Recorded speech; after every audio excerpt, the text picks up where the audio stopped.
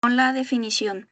Eh, se- Tenemos sangrado de tubo digestivo alto y bajo. ¿Cómo los vamos a diferenciar? El alto es proximal al ligamento de Treitz. Aquí les puse una foto.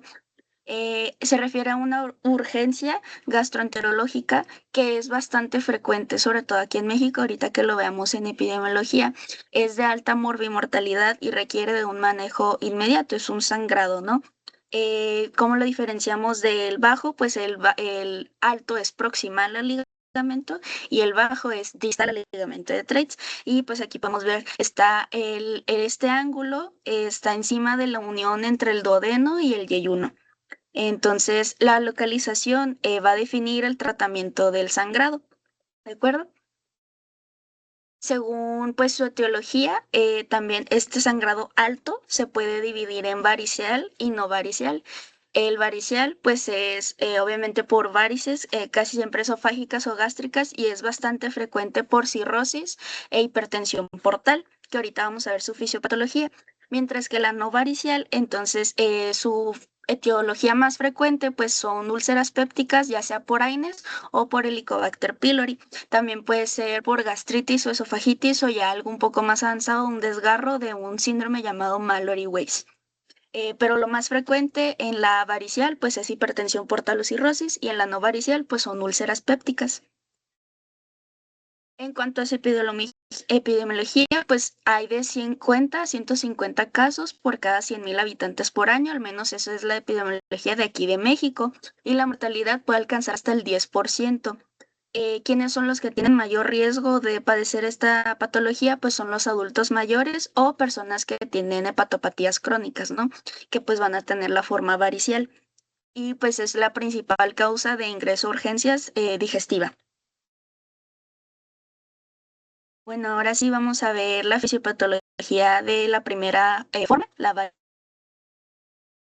¿Cuál va a ser? Pues una hipertensión portal, ¿no? Es lo que va a romper las varices. ¿Cómo inicia? Pues inicia con un daño hepático, ya sea por cirrosis, que sabemos que la cirrosis se puede dar por alcohol o un tipo de hepatitis, y después se da, bueno, da una fibrosis hepática, ¿no? Entonces se pone rígido el hígado por esta cicatrización que hay por estas patologías. Como está así rígido o así duro, pues se va a aumentar la resistencia al flujo sanguíneo portal.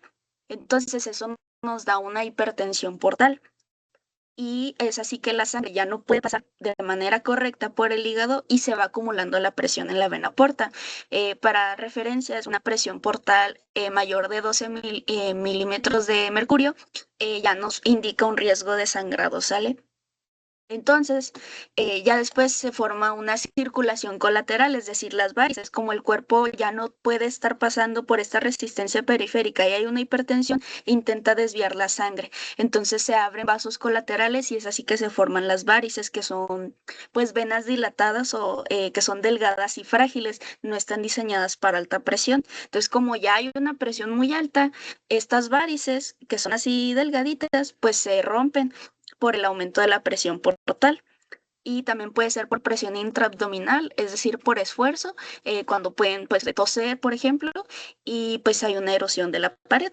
Entonces, esa es la fisiopatología de la forma varicial, cómo se forman las varices y cómo llega el sangrado, pues porque se rompen estas varices. ¿Ok?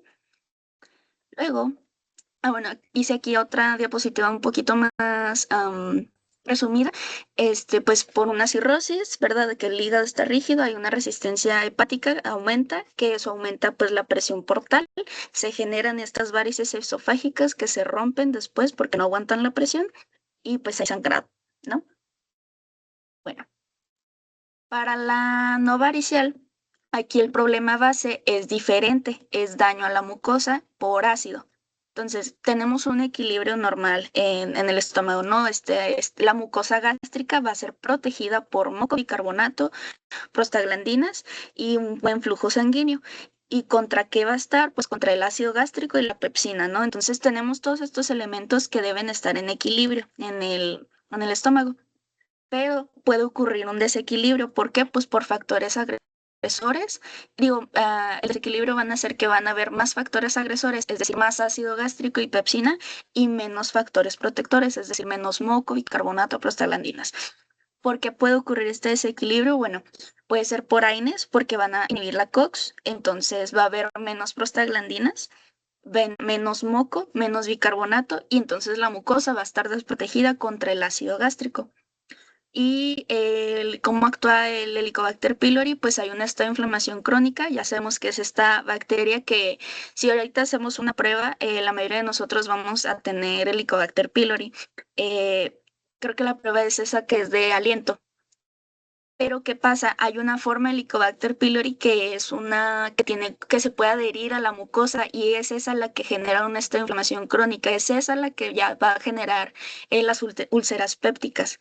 ¿Por qué? Porque empieza a soltar, si no me equivoco, urea y pues genera este ambiente que favorece su erosión, la erosión de la pared gástrica, de la mucosa gástrica.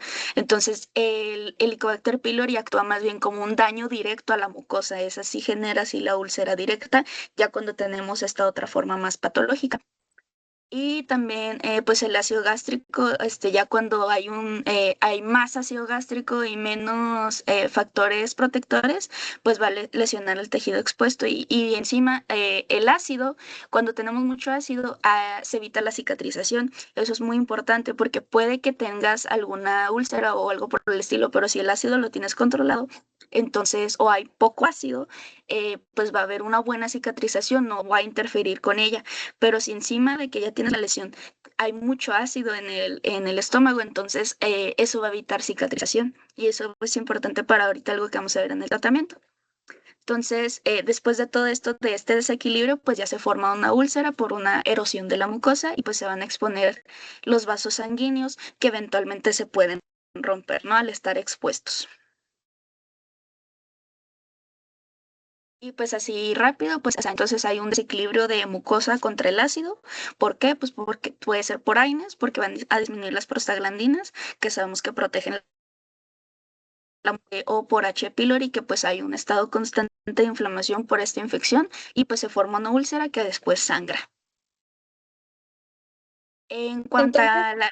antes de que te vayas para allá, fisiopatológicamente, si entienden esas dos diferencias, pues van a saber por qué el tratamiento para cada una es diferente. Variceal, hipertensión portal, pues ¿qué necesito hacer? Disminuir esa presión, ¿ok? Y los medicamentos que uso son precisamente para eso. Pero en este caso, la no varicial es ya sea porque se formó una úlcera y sangró y pudo haber sido porque tomó muchos AINES, lo que platicábamos cuando veíamos el tema de lesión renal aguda, los AINES tanto producen lesión renal como producen sangrado digestivo de tipo no varicial y es la causa más frecuente. También está la enfermedad por Helicobacter pylori que forzosamente, anticipándoles, necesitan una biopsia en donde les diga, tienes H. pylori, entonces ya te voy a dar el tratamiento. No es nada más de que, te lo sospecho y ahora le aviéntate el antibiótico por el mes y medio que es. No. ¿Okay? Entonces, vamos a ir descartando y para eso se hace la endoscopía, en final de cuentas, para ver si es uno o es otro. Pero todo esto se pregunta y se presume con los antecedentes. Si estoy viendo que mi paciente tiene etilismo crónico y te dice, no, pero tengo un mes que no tome, no manches, señor. Entonces, toma medicamentos para el dolor, ¿desde hace cuánto los toma? Si tiene, inclusive muchos pacientes ya se conocen con enfermedad por H. pylori y son reincidentes. Entonces, siempre hagan un historial detallado. Sí, de hecho, en una clase de cirugía recuerdo que habían mencionado que mucha gente, bueno, el tratamiento para H. pylori, ya cuando confirmamos que es eso, que tiene úlcera y todo, es con antibióticos y luego el omeprazol como por 3 meses. Y mucha gente lo que hace es que traen la molestia, se toman el omeprazol por máximo una semana y ya me estoy yendo muy lejos y lo dejan de tomar y pues así nunca se van a curar. Y por eso hay mucha reincidencia. Bueno, eso había. En cuanto a la clínica, vamos a tener hematemesis, pues que es un sangrado activo abundante, ¿no? Que lo están vomitando, vómitos en pozos de café, que ahí les puso una foto para que vean cómo es, o sea, le pueden preguntar a la gente, obviamente no le van a decir, ¿ha tenido vómito en pozos de café? Pues porque la gente no va a saber, pero le pueden preguntar a lo mejor de que como que parece café o como que tiene así puntitos, así sí le pueden preguntar, y eso nos indica que es un sangrado limitado y casi siempre que el origen se encuentra proximal al ángulo de Treitz.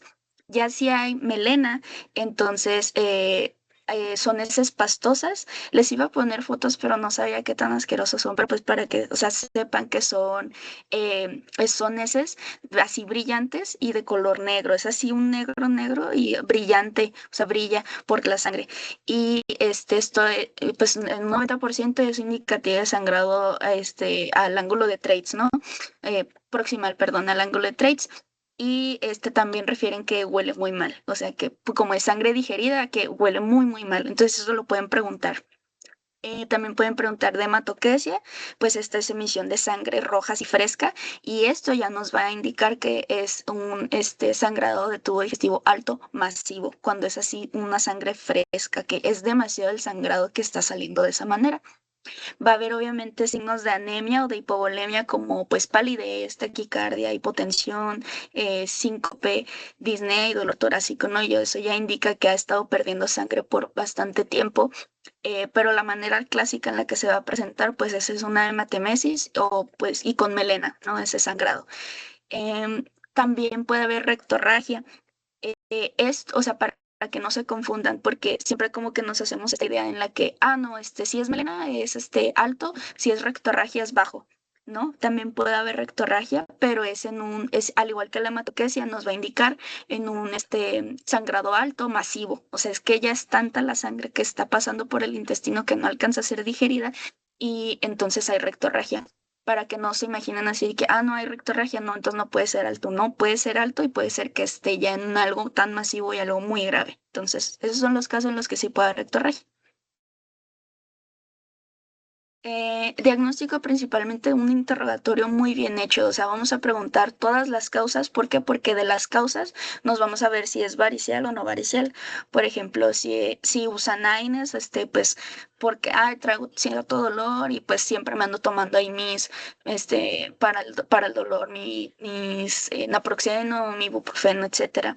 Si mira que a lo mejor puede tener ya cirrosis y pues ya una parte ya va a ser varicial, ¿no? Hepatopatías también que digan, pues si alguna vez tuve hepatitis o tengo hepatitis, este, la forma del sangrado, ¿no? Lo que hablábamos de la clínica para saber si es masivo o todavía está limitado. Y pues también si tienen síntomas digestivos, si tienen pirosis, que es este ardor o sensación de ardor, mucha gente también lo describe como un vacío, que sienten un vacío en el pecho. Así también se puede describir la pirosis. Que tengan dolor, que tengan disfagia o incluso pues pérdida de peso. Y en cuanto a la exploración física, pues obviamente tenemos que revisar la frecuencia cardíaca, y la tensión arterial y pues también se puede hacer un tacto rectal porque pues así se puede confirmar el sangrado, ya sea pues por melena o por rectorragia. Y algo muy importante es revisar los estigmas hepáticos porque pues eso nos va a dirigir a una causa varicial. ¿Qué son los estigmas hepáticos? Pues ver si tienen ictericia, si tienen ascitis, donde podemos ver el signo de la ola. O arañas vasculares, las arañas vasculares les puso una foto ahí, pues son así como se llegan a ver, que la tengan sobre todo en abdomen, en alguna parte del cuerpo, pues eso que nos va a indicar, pues hipertensión portal, problemas hepáticos, entonces ya nos dirige a una causa varicial.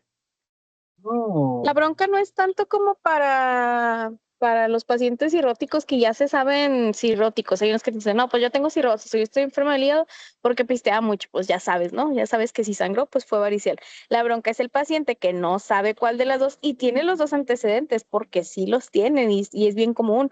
No, pues la neta sí tengo alcoholismo crónico y tengo consumo crónico de AINES también y todo. Entonces, pues ahora sí que tienes que al inicio manejarlo para ambas y ya con la endoscopía pues ya es realmente la única forma que vas a tener para saber si lo que estaba sangrando era una de sus varices esofágicas o si era una úlcera gástrica o duodenal.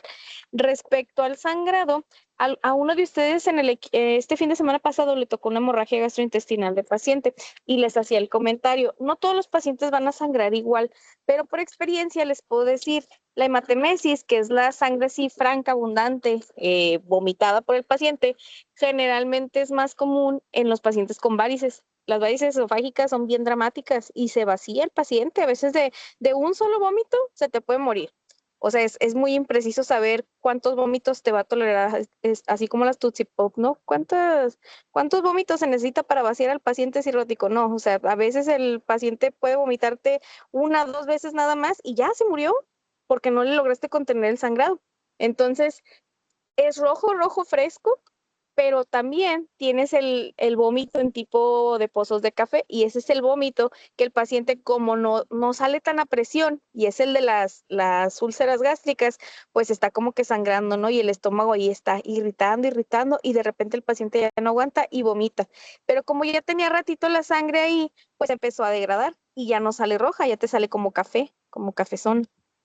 En el caso de las evacuaciones, tienes el sangrado fresco o tienes el sangrado ya de tiempo. Tienes la melena, que es la sangre que usualmente viene del tracto digestivo alto y pues de igual forma tarda tiempo en bajar hasta el fondo del intestino y en lo que se degrada, pues ya no va a salir roja, roja, ya sale como color chapopote. Así te lo refieren los pacientes, ¿no? Salió como chapopote, así negra, negra, bien oscura.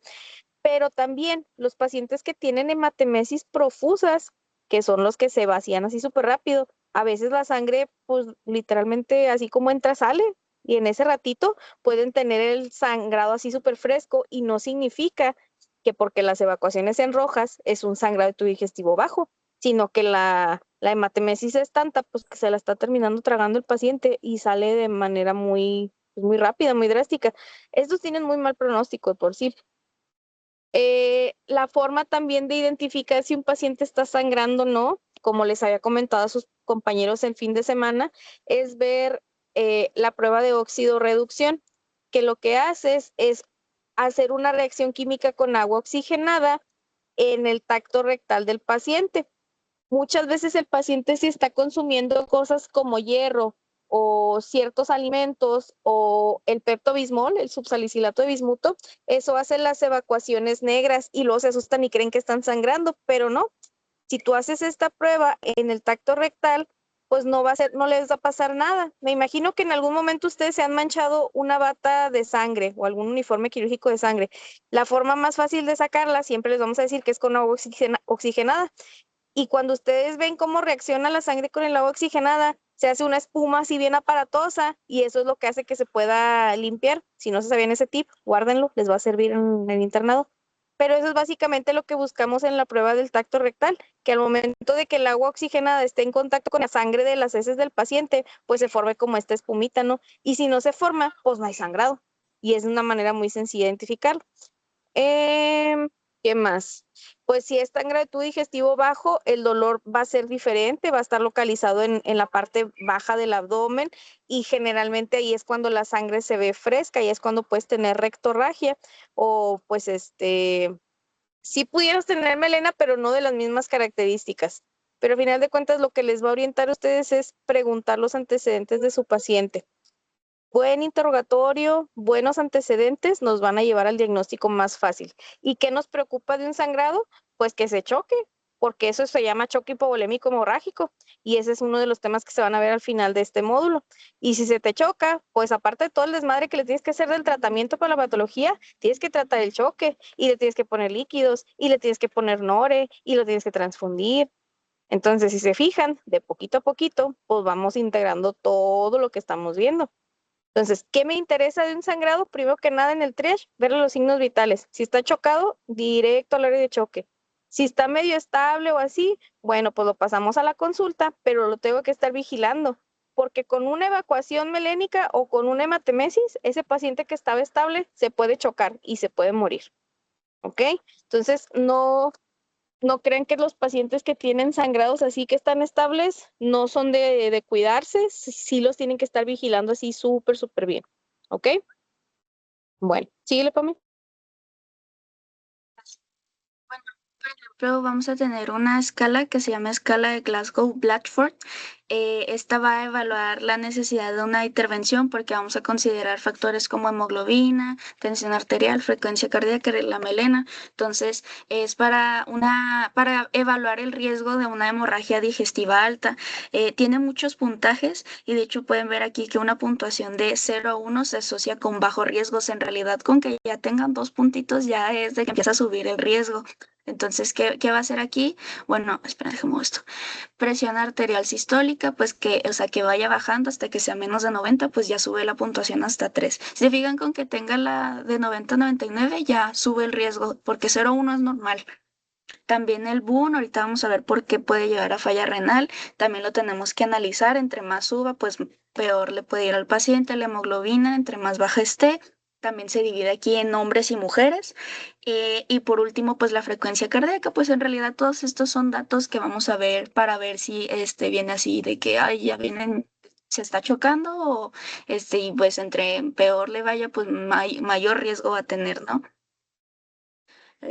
Aquí tengo una pequeña así duda, porque tengo choque hemorrágico y de Davis. Espera, son dos como tablas, porque cuando las buscaba me aparecía, primero me aparecía la clasificación de choque hemorrágico, que obviamente esto es de los siguientes temas, pero pues lo voy a explicar así rápido, y la de Davis es más bien por déficit de base.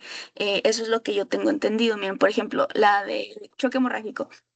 Pues yo creo que esto todo el mundo la conocemos, sabemos que pues va por pérdida sanguínea en 4 mililitros, que entre más sea, o sea, 750, pues es grado 1.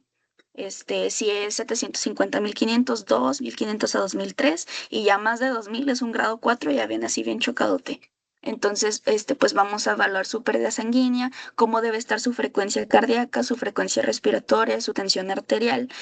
También la uresis se va a evaluar el estado mental, ¿verdad? Con un Glasgow. Y pues ahí también viene de una vez cómo sería su tratamiento, ya sea que sea puros cristaloides o ya hasta pues hemoderivados, ¿no? Una transfusión.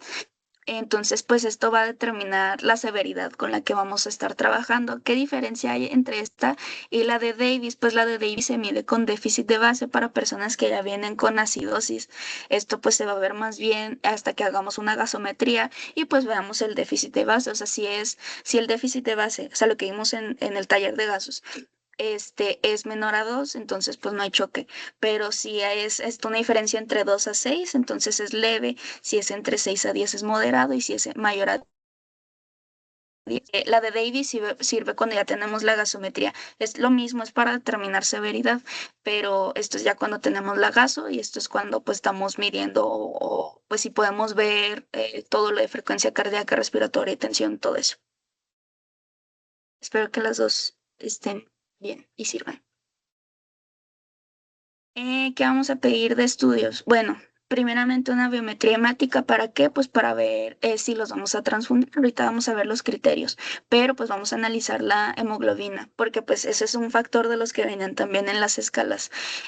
Puede ser normal al inicio, pero recuerden que pues rápidamente con cualquier vómito o melena pues puede bajar repentinamente. Ahorita vamos a ver bien esto de la transfusión, pero nomás que sepan que en general se van a transfundir cuando la hemoglobina esté menor a 7 gramos por decilitro, sí, o sea menor a 8, pero con personas que sí que sean de alto riesgo, personas con cardiopatías o que ya tengan una inestabilidad hemodinámica, ¿no? Analizando los demás. También las plaquetas van a estar muy bajas si es una causa por cirrosis o una causa varicial. También vamos a pedir un perfil hepático. Aquí, ¿qué esperamos encontrar? Pues bilirrubinas altas nos van a decir que hay una disfunción hepática. Que la ACT y la LT estén altas, igual, pues, o sea, que haya un daño ahora hepatocelular. Que tengamos una albúmina muy baja, pues significa que es una enfermedad ya crónica o de mucho tiempo, o que tengamos el INER pues alto, pues ya una alteración de la coagulación. Si tenemos muy elevado, da un muy peor pronóstico y pues recuerden que la albúmina baja nos indica cronicidad. Y luego, ahora sí vamos a ver, bueno, rápidamente, la función renal, hay que detectar falla. ¿Cómo vamos a detectar esta falla? Pues obviamente si la urea está muy alta, pues esto es porque hay una digestión de sangre y pues una hipoperfusión. Y también el índice de Boone con creatinina que esté alto, esto pues ya, o sea, sugiere STDA. Obviamente nos vamos a dar cuenta que hay STDA por muchas otras razones, pero es algo para que también se pueden guiar porque puede haber falla renal. Bueno, pues existe este sangrado que nos lleva a hipovolemia. Y pues, o sea, la hipovolemia pues llega a una falla prerrenal, ¿no? Y pues obviamente una cirrosis también se puede dar por una falla patorrenal o de plano un choque, pues ya falla prerrenal. Entonces, es por eso que podemos llegar a una falla renal. Entonces, es así como se van ligando los temas, ¿no? O sea, vimos ya lesión renal aguda, también puede ser por STDA. Ay, ¿dónde espera? Ah, acá están. Ok, bueno, todavía no llegamos a eso. Bueno, esto es lo de la prueba de oxidorreducción, lo que decíamos ahorita. Esta va a detectar la hemoglobina por una reacción química. ¿Por qué? Porque la hemoglobina va a actuar como un catalizador, entonces va a oxidar al reactivo, como puede ser el guayaco benzidina. Entonces, ¿cuál va a ser el resultado cuando se oxida este reactivo? Pues un cambio de color, casi siempre azul o verde. ¿Cuál va a ser la muestra? Pues mediante un aspirado gástrico heces. Bueno, eso es lo que yo he visto, no sé, se puede hacer también de plano así en el tacto. Y pues el cambio, o sea, cuando vas a decir que la prueba es positiva, pues que cambió de color.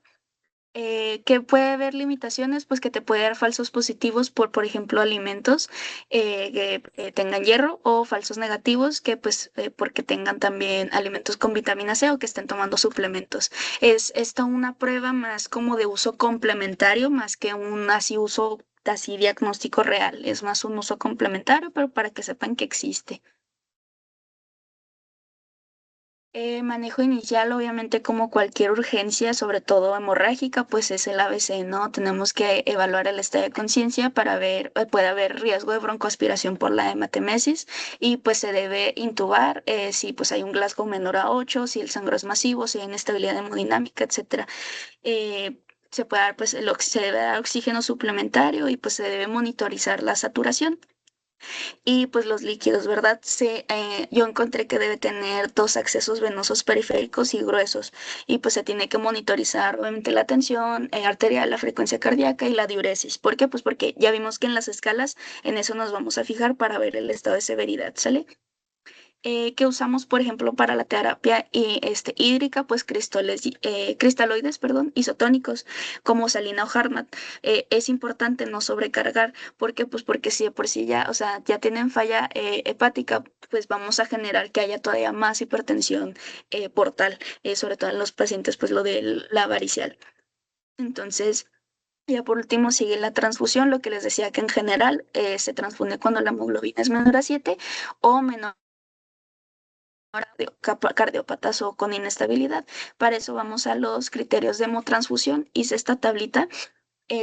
Por ejemplo, si tenemos que las situaciones de que pues viene así con una hemorragia grave, lo estamos viendo con lo que vimos de toda la clínica y todo, entonces se debe transfundir de manera inmediata con también cristaloides y la meta es hasta que se estabilice, ¿ok? O sea, hasta que ya esté estable el paciente. Si tenemos ya un paciente estable, ¿cuándo se va a transfundir? Pues hasta que cuando tenga, si es que tiene hemoglobina menor o igual a 7. Y la meta, pues es simplemente que sea mayor a 7, o sea, entre 7 y 9. Si tenemos a un joven que está, a una persona joven que está estable, que no tiene un sangrado activo, pues puede que no lo tengamos que transfundir, incluso aunque su hemoglobina esté baja, simplemente es vigilancia, es lo que decíamos ahí en consulta. Pero si ya tienes una persona cardiópata o con un sangrado activo, igual, o sea, se transfunde y la meta es hasta 9 a 10 gramos sobre decilitro. Entonces, ¿por qué es importante diferenciar entre si es varicial o no varicial? Porque son, o sea, como decíamos ahorita en la fisiopatología, son causas completamente diferentes. No te va a servir de nada, darle, por ejemplo, en el tratamiento de varicial, darle inhibidores de la bomba de protones, ¿verdad? Pues una hipertensión portal. Pues no le va a hacer nada. O al revés, darle un análogo de la somatostatina, vasoconstrictores esplánicos a una úlcera, pues no le va a hacer nada. Es por eso que tenemos que, o sea, desde un principio, mientras estamos tratando la hemorragia masiva en caso de que sea, saber qué fisiopatología es, saber qué etiología es, si es varicial o no, para saber qué tratamiento le vamos a dar. Por ejemplo, en el tratamiento varicial se tienen que dar vasoconstrictores esplánicos, puede ser el ocreótido o terlipresina. Pues que son vasoconstrictores explánicos. ¿Por qué? Pues porque van a reducir el flujo sanguíneo del sistema portal y pues van a reducir la presión de las varices. Entonces, las varices van a dejar de sangrar porque pues ya no van a, o sea, pues sí, va a reducir la presión en ellas. Entonces, estas no actúan como tal sobre una lesión, no actúan, por ejemplo, en una úlcera, ¿verdad? O sea, van a actuar sobre la hemodinamia portal. Y aquí también es importante decir que se debe dar antibiótico, que antibiótico se debe de dar ceftriaxona. ¿Por qué? Pues porque se prevén infecciones, porque las infecciones van a aumentar la presión portal. Entonces, al mismo tiempo que tú estás bajando el flujo sanguíneo, tienes que evitar que vuelva a subir o pues sí, que vuelva a haber esta presión portal mediante ceftriaxona dándole antibiótico, ¿sale? Y el no varicial, pues es mediante inhibidores de la bomba de protones como el omeprazol y el pantoprazol, porque esta bomba de protones, cuando la inhiben, pues es bloquear la secreción final del ácido. Pues va a disminuir el pH gástrico, es decir, se va a hacer menos ácido, ¿no? Eso todo el mundo lo sabe. También pueden estabilizar coágulos que con Ay, ¿qué era eso? Mayor, sí, espera. No me acuerdo. Bueno, estabilizar coágulos y eso va a evitar el sangrado. Creo que ahí se me fue algo. Eh, y también pueden mejorar la agregación plaquetaria por menor ácido. Es lo que les decía de que si hay mucho ácido en el estómago, no hay cicatrización, entonces pues no se va a curar la úlcera. Pero ya si tú le das en los IVPs, pues entonces ya no va a haber tanto ácido y va a haber cicatrización. Entonces, es por eso que tenemos que ver qué causa es para poder saber qué le vas a poder dar al paciente que sí le vaya a ayudar. O sea, les digo, un IVP no va a actuar sobre la hemodinamia y los ocrótidos o terlipresina no va a actuar sobre la úlcera. Entonces, por eso tienen que saber que son dos tratamientos diferentes para dos causas completamente diferentes, pero que pues al fin y al cabo generan lo mismo, ¿no? Un sangrado. Cuando También se tengan mal, puede. a ver, espérame un poquito antes de que te vayas a ese punto. Bueno, pues los laboratorios ya saben, ¿no? Siempre que van a pedir laboratorio es qué necesito de ese laboratorio que le estoy pidiendo. Y luego a pedir la VH, pues es porque estoy sospechando que a lo mejor está anémico y necesito descartar que no necesite alguna hemotransfusión. Aparte, si es un paciente que sospecho que sea cirrótico y si tiene enfermedad hepática, pues a lo mejor ya tiene trombocitopenia. Entonces, pues eso sale de ahí. ¿Qué le voy a pedir en la química? Ah, pues si está con hipovolemia, pues necesito descartar que no tenga lesión renal aguda prerrenal por la hipoperfusión.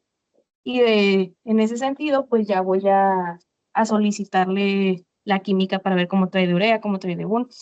Ahora, si sospecho que es cirrótico, pues le voy a pedir las PFH, vamos a ver cómo está las pruebas de función hepática de forma general. Una gasometría, porque a lo mejor si está hipoperfundido, pues va a tener acidosis metabólica muy probablemente. Estudios de imagen, pues en caso de que lo llegara a necesitar, pero pues en este caso no es como que necesito un ultrasonido del hígado para ver que tenga cirrosis, pues no es como que una urgencia diagnosticar la cirrosis en ese momento. Y de tratamiento, necesito que se aprendan las dosis de los medicamentos, tanto del varicial como del no varicial. Necesito que sepan para qué se usa electrotido, para qué se utiliza la terlipresina, porque como dijimos, reducen la circulación esplánica y eso va a reducir la hipertensión portal. ¿Y para qué utilizo los inhibidores de bomba de protones en el no varicial? Pues porque si yo no tengo un ambiente adecuado, no voy a poder cicatrizar. Entonces, imagínate que tienes el pH superácido de un estómago, pero la mucosa no está íntegra, pues el paciente va a estar sangrando porque esa mucosa ácida va a estar barriendo el pobre coagulito que quiera formar. Entonces, no es como que el IVP por sí solo o vaya a disminuir el sangrado, o no es que el ácido sea malo, sino que tienes la mucosa con una lesión y no puedes generar un proceso de coagulación adecuado porque tu cascada de la coagulación no funciona al pH tan ácido que tiene el estómago o el duodeno. Por eso estás dándole el omeprazol y necesitan aprenderse la dosis del omeprazol también. En infusión o si la quieren fraccionar la dosis, pero quiero que se aprendan las dosis de los 3 medicamentos. ¿Ok? ¿Sí? Si quieren, ahorita corrijo la presentación y se las mando con las dosis o si las quieren ir anotando.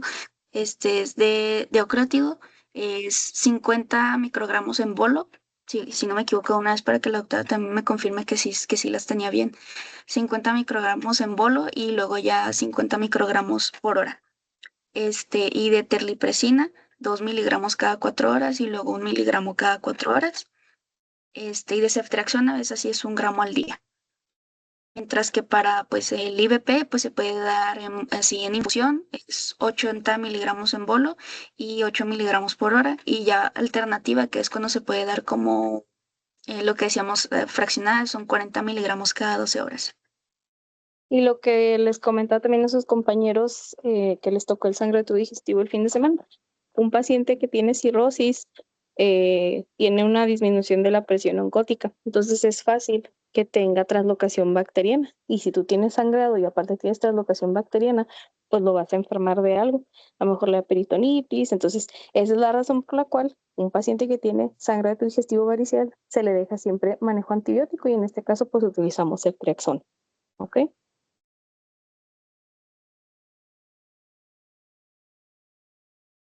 Por último, también podemos dar sucralfato. Este es un complejo del hidróxido de aluminio que también tiene sacarosa sulfatada. ¿Para qué sirve? Pues va a formar una barrera protectora porque actúa de manera local en la mucosa en un medio que ya es ácido y pues va a estimular la producción de los factores protectores que les mencionaba al principio, prostaglandinas, moco y bicarbonato. Entonces, este se puede usar en úlceras no complicadas o más bien como protección gástrica. No es tan útil cuando ya tenemos un sangrado activo y obviamente no va a sustituir a los inhibidores de la bomba de protones y sobre todo pues van a perder eficacia cuando se usan juntos. Entonces, pues es más bien como como un tratamiento complementario, ya sea cuando estamos detectando que hay riesgo de sangrado, sabemos que ya tiene una úlcera, está no complicada o más bien como una protección gástrica y la dosis es 1 gramo por vía oral cada 6 horas. Pero pues recuerda, no se usa en sangrado activo y mucho menos si es severo. Para concluir, pues lo más importante en este tema es saber diferenciar entre la varicial y no varicial. ¿Por qué? Porque así vamos a definir tanto tratamiento como pronóstico. Y un buen tratamiento, sobre todo temprano y oportuno, pues va a disminuir la mortalidad. Si no sabemos cómo diferenciar entre varicial y no varicial, obviamente no vamos a saber qué tratamiento darles. Entonces, yo creo que todo radica en saber diferenciarlas y conocer sus fisiopatologías.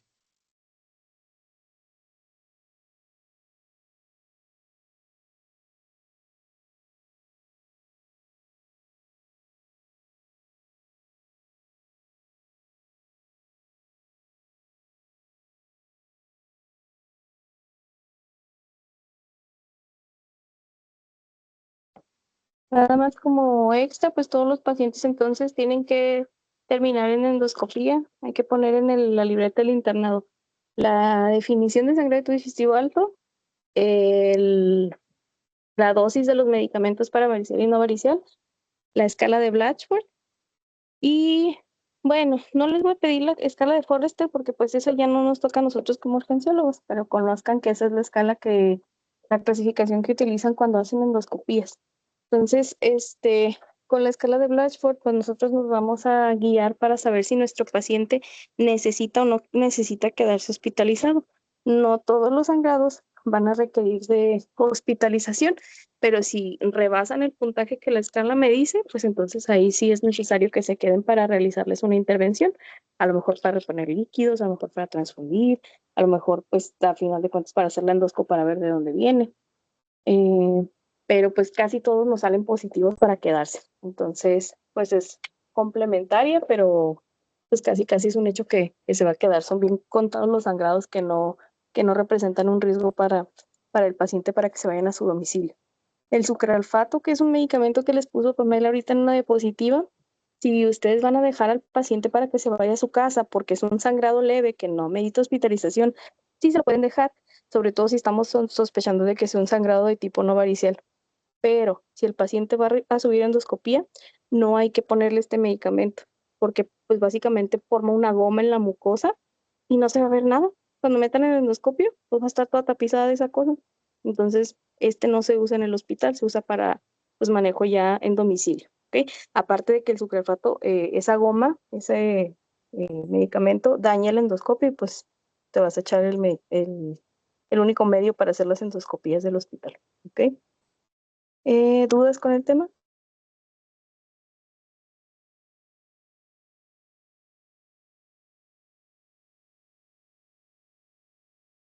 No, doctora.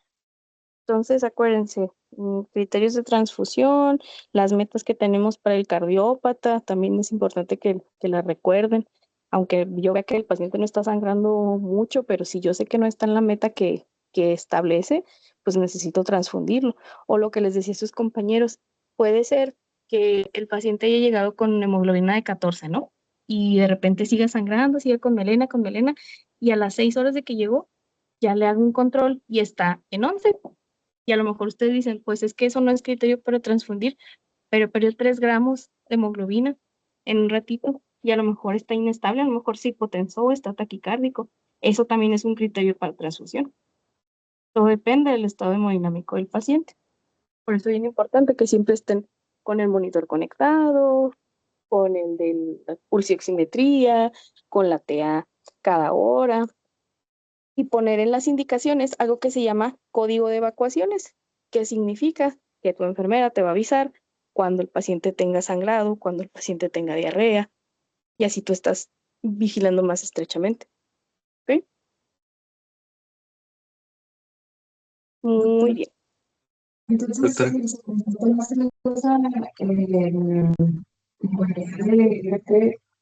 No te entiendo, se te escucha medio rara la voz, Anet, como de robot. O no sé si nada más te digo yo así.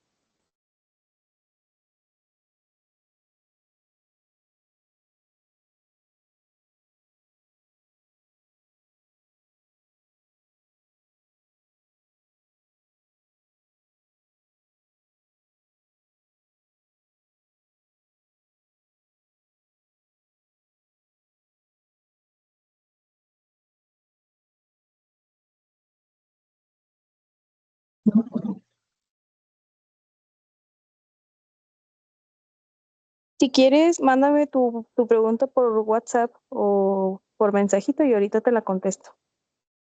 ¿Ok? doctora, también nada más, ¿también la escala de Davis o esa sí ya no? Pues es que la escala de Davis para choque la vamos a volver a ver en choque hipovolémico hemorrágico, entonces por eso ahorita todavía no se las pongo. Pero sí, sí va la libreta, pero en el apartado de choque hipovolémico. ¿Ok? ¿Algo Y más? otra cosita, de los resúmenes no pudimos subirlos al último, doctora, y no sé si este último sí podamos. Ay, Dios, cómo lloras. Ahorita se los arreglo, no te preocupes. Ok. Relájate. ¿Algo más de dudas que no sea del resumen o de las tareas previas? ¿No? ¿Todo bien? Entonces, el viernes es inhábil, ¿verdad? El sábado no vamos a ver cetoacidosis el sábado, vamos a ver el tema que sigue, creo que es pancreatitis, si no me equivoco, porque necesito que el tema de cetoacidosis sea el que esté grabado en su Teams, ¿ok? Entonces vemos pancreatitis el fin de semana y cetoacidosis lo recorremos para el miércoles que viene, luego choque hipovolémico borrágico el viernes y su examen es el sábado. Así que prepárense. Ya casi se nos acaba el semestre y necesitamos terminar el tema, ¿ok? Dale, pues, me mandas mensaje, Anete. No sé si estás ahí o no, porque creo que se congeló tu imagen. Bueno, nos vemos entonces el viernes, muchachos. Hasta luego, doctora. Hasta el sábado, doctora, nos vemos. Hasta luego, nos vemos. Hasta luego.